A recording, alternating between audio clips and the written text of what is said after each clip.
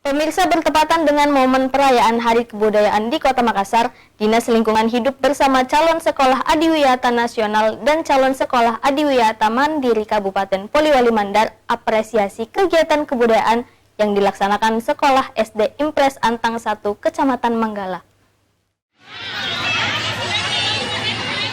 Semarak Hari Kebudayaan Kota Makassar di Sekolah SD Impres Antang 1 mendapat kunjungan dari pejabat asisten 1 Kabupaten Poliwali Mandar beserta rombongan.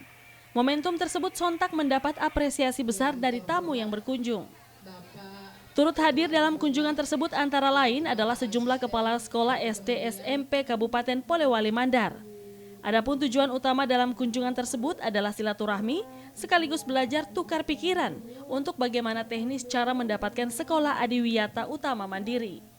Mudah-mudahan nanti kami dalam kunjungan ini dapat mendapatkan berbagai informasi terkait langkah-langkah trik-trik yang dilakukan oleh Ibu Kepala Sekolah beserta dengan jajarannya dan stakeholder yang ada di lingkungan ini, bagaimana bisa mencapai mendapatkan status sebagai sekolah adiwiyata mandiri. Sementara itu, Kepala Sekolah SD Impres Antang 1 Rosmiati mengatakan sekolah yang ia pimpin saat ini adalah sekolah beradiwiyata utama mandiri skala nasional dan hanya 2 sekolah di Kota Makassar yang meraih adiwiyata utama mandiri.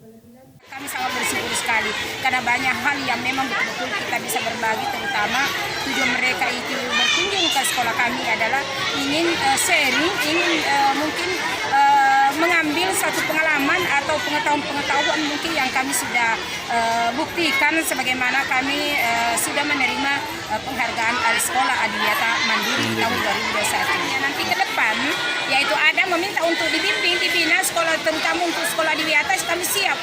Khususnya di Kota Makassar ini kami siap turun ke sekolah-sekolah. Sebelumnya, semarak Hari Kebudayaan yang bertepatan kunjungan tamu pejabat dari Sulawesi Barat ini disambut beragam busana 4 etnis dan tarian tradisional. Tim Liputan Selebes TV.